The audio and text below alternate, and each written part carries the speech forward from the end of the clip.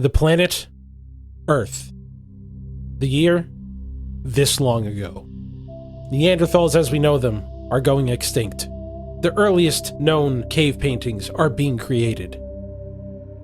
And dudes with big ass sticks are bonking everything and anything in their fucking path! Welcome everyone, my name is Fist Truck. A long time ago I made a video called How to Caveman in Elden Ring. It was actually the second guide I ever made on this channel. More recently, but still a long ass time ago because I've taken forever to upload this video, I made a video called How to Colossal Weapon in Elden Ring, where I made reference to a possibly updated caveman build. So that's what I'm bringing to you today. Once again, my name is Fist Truck, and today I'm gonna show you how to be the ultimate caveman in Elden Ring. And much like the cave people that have preceded us in the past, hit that subscribe button, preferably with your forehead. Also, check out my second channel, Fist Truck TV. Videos go up there sometimes, like today, at least as of the recording of this video. Thank you. Step 1, time to make a character. Make sure you choose the hero because we're gonna need as much muscle in this bitch as possible. And by muscle, I mean strength. Pick the stone sword key as your starting gift. If you're a longtime viewer of this channel, yeah, I'm sure you might know why. So in keeping with the original How to Caveman video, I tried making a Neanderthal in this one as well. But unfortunately, I think all I did was create some sort of fucking monstrosity that looks like if the Joker and a goblin had sex. And lastly, I'm not saying that you have to name your character the same thing that I named my character. However, if you could come up with a better name than or unfortunately you can't fit that whole last half in it, so it's King Ungaloatib with a capital B. Yeah, if you could come up with a better name than that, then let me know in the comments, though I doubt you can. Step 2. We're getting the champion bracers. Did you pick the hero as your starting class? Great! Step 3, time to relive the Unga Bunga glory days. And by that I mean we're just getting the large club because, you know, we gotta caveman our way through the whole playthrough. It's not like we can half-ass it, we gotta whole-ass it. Anywho, you can find this by just going past the Forlorn Hound Evergowl. You know you're in the right spot if you find one of these wind things that you can jump down safely. And specifically, it's in a spot that's surrounded by monkey men. Also, this thing fucks way more than it used to. It's like faster.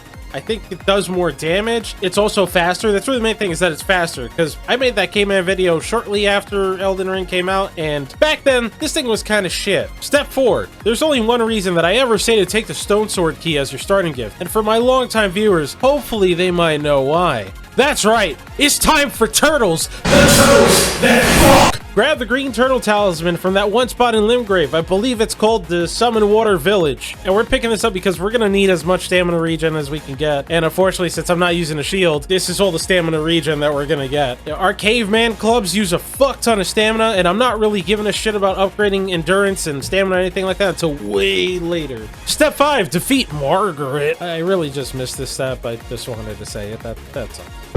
Step 6. Now with Margaret dead, go further into Stormvale Castle. Get murdered by this guy, and then continue onwards. Find the Claw Talisman, because we're bonking things and a jumping bonk is just a better bonk. Also, it's been so long since I said this, it feels fresh again. Except after doing it once, it kinda does it. Also, while we're in this castle, make sure to bonk Godric into the afterlife, because you know what? There's only room for one king. Step 7. Go to the Palace of Nerds and assert your caveman-like dominance all over them. Yo, fuck books, reach for the litter! Also, you know, we kind of need to get into Lane Dell, so we might as well go here anyway, because it's the path of least resistance. Step 8. Before we go to Lane Dell, make sure you go back to the round table hold, speak to the fingers and the weird old lady, so now we can equip a third talisman. With that, we're going to the Mistwood Ruins back over in Limgrave. Let this bear know that it's hunting season and grab the axe talisman. Whenever we get an enemy in a crit state, just big bonk them instead. By big bonk, I mean charged R2. Step 9.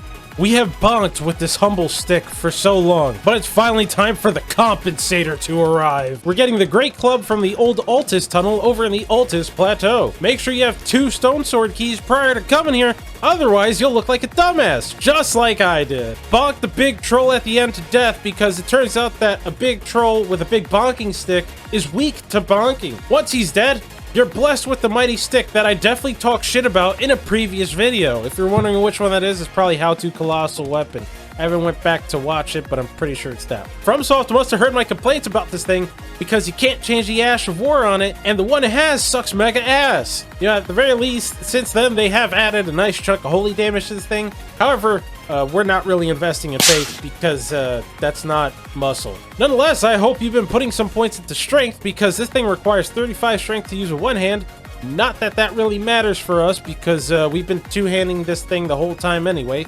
Regardless, that means you'll need at least 23 or 24 strength in order to use it. Step 10. Now that we have our royal weapon, it's time that we started looking the part. This begins with us going to that big-ass underground area where the Vikings and the rats have formed an alliance. Unfortunately, fate smiled down on me for this one because it only took like a few minutes for me to get one of those Vikings to drop the Great Horn headband, which is going to be the helmet type thing that we will be wearing for the rest of this playthrough. Step 11. It is at this point that I must say, with a heavy heart, that we unfortunately have to get the secret medallion in order to get to the consecrated snowfield. Anywho, grab those medallion halves and hopefully you don't get fucked up by the Thunderleg guy as much as I did. Step 12. We're getting the poopy pants, and by that I mean the rotten duelist degrees. Further in the consecrated snowfields, a little past the village of butt shit, there's one of these duelist dudes just chilling here like an anime villain at the end of his story arc. Kill him, take his pants, put him on.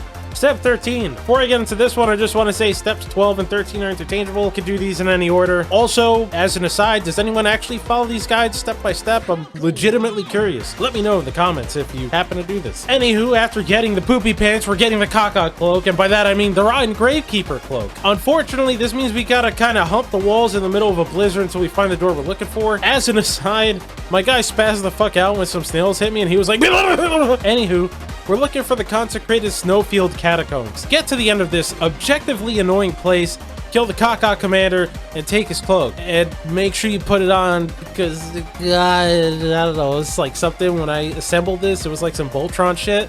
Like, hell yeah, man! Kind of looking the part. I don't know. To me it does. This is 100% Fashion Souls. Armor-wise, this thing's absolute shit. Step 14. Time to get our last talisman, which unfortunately means that we have to go to the Haley tree. Even more unfortunately, this also means that we have to journey through the village of butt shit. Oops, looks like someone dropped their Call of Duty and my soul's like. Let Loretta know that all the time she spent investing into intelligence doesn't mean a goddamn thing when we roll up with a really big stick. Bum rush past everything else, walk up this branch, and then carefully drop down through this hole. And pray to Jesus Christ that the centipede men will let you grab the Dragon Crest Great Shield Talisman without killing you first. If you're wondering why we're using this, surprise, surprise, it turns out that being butt naked means that almost anything and everything fucks us up. So equipping this talisman will only make that partially true now. Step 15. What is a king without his subjects? And what are sheep without a shepherd? With our last step, we will assemble the boys, the Oonga Boonga boys. So make sure to go over to the Impaler's Catacombs in Florida and proceed to shit stomp anything and everything inside of there. I saved this step for last on purpose because in the original How To Caveman video, these dumbass gargoyle men made me explode into Kool-Aid more times than I can remember. So blowing everything the fuck away in this place was rather cathartic. Nonetheless, the Oonga Boonga boys are here, and they're ready to die for their king, which is every single time they show up because they are not built to last. But now time to talk about stats. Just to preface this little section, I finished the game just around level 100, so obviously adjust accordingly if you're lower or higher. Anywho, contrary to all my talking about using a big stick to bonk things, vigor is definitely going to be our most important stat, not strength. As I previously stated, being naked for most of a playthrough means that everything will fucking just murder us. And by the time we get some clothes and defense, everything already hits freakishly hard anyway. So that's why you kind of want to have as much health as possible to offset that. Aside from that, getting strength to 50 gets the most bang for our buck when it comes to damage scaling. And 25 endurance is so we can equip this stuff and also have it so that our king isn't hyperventilating after 1 or 2 charge attacks. Now to talk about how you're going to want to play this build. Yeah, this is not surprising. It's going to be very, very similar to my How To Colossal Weapon video. But something I don't think I mentioned in that video, and I'm going to be honest, I didn't go back to check, but this is some incredibly golden advice, or at least to me it is. If you think you have enough time to do 2 attacks, do 1.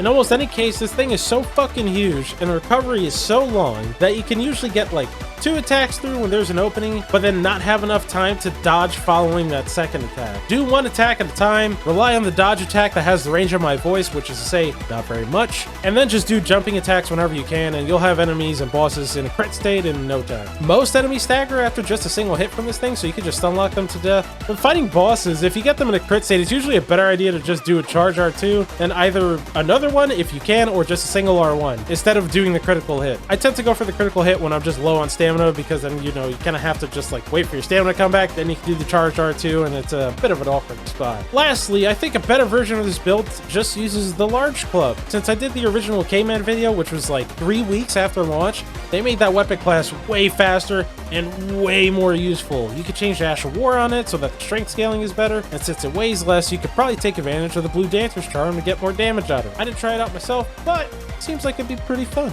And with that, you now have the keys to the Lamborghini, the really, really old Lamborghini. I know it's been quite a while and I'm happy to be back, hoping to get the ball rolling again. Might add some new games to the repertoire up in this channel. And for those who are stuck around after, you know, this 6-month plus hiatus, thank you for everyone who's hit the subscribe button while I haven't been uploading anything. Thank you, and just for anybody watching this, thank you. Once again, don't forget to like, comment, subscribe, or don't, or do whatever you want. Until next time, I'll catch you on the flip side, and don't forget to hail to the king. And always like before you shit.